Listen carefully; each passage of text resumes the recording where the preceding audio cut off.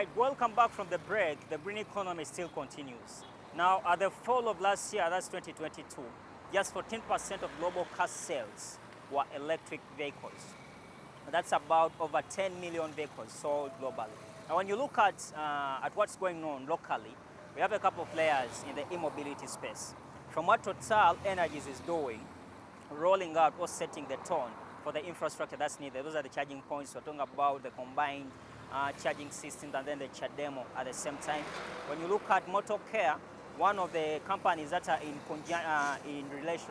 transacting business jointly with Nissan, they are into the importation and then utilization of strictly electric vehicles. At the same time, because that's basically for the privately owned vehicles particularly. But there is another segment that's basically for the two-wheelers, the border industry. And when you look at Kampala, the border industry is the first and last mile favorite for the many commuters.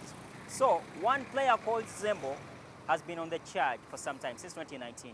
And right now, he's still into the industry, together with other players such as Gogo, among others.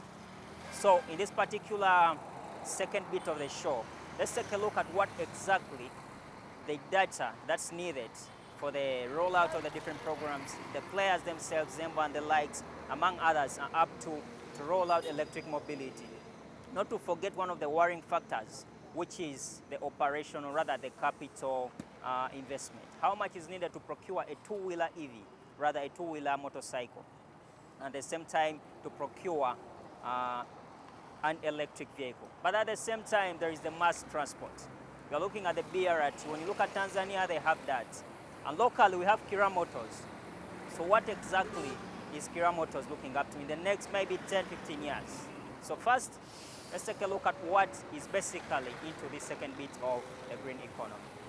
As numbers increase, so does the footprint. Ultimately, government plans to mainstream electric motorcycles as a precise things like, let me say, building codes, city plan. Is it okay to locate something like that? 5.15 in 2010, 5.67 in 2015, 5.34 in 2020, 5.77 in 2021, and 5.87 gigatons just last year.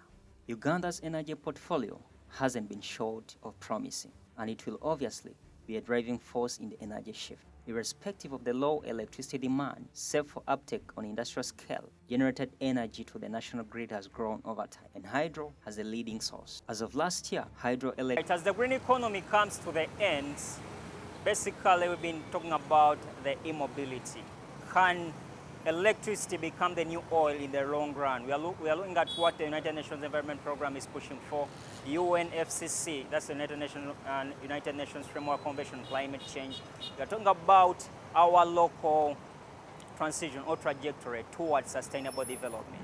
When you look at transport, it's one of those big entries if compared to things to do with land use, things to do with agriculture, things to do with forestry, among other elements that are so critical towards the generation of greenhouse gases. So when you look at what's happening right at the back of myself, just behind me, it's the feel of what Kampala City looks like. It's the automobile city, that's the two-wheelers. It's the border city, the taxi city, the rail city.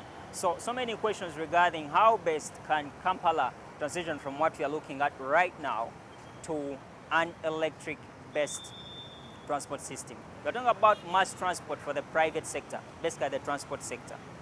From the two-wheelers, or rather from the taxi renowned transport sector to the bus rapid transit system. However, with an element, that's the electric mobility. So when you look at Kira Motors, Kayola EVs, when you look at Tondeka buses, they are channeling towards that. But then the biggest question is, can they get through? Because if you look at the Pioneer buses that were part of the BRT, the project is nowhere. Questions around that are so many in regard to policy, in regard to inclusivity of the private sector, because we are talking about the private sector being the sole or the biggest player in the transport industry.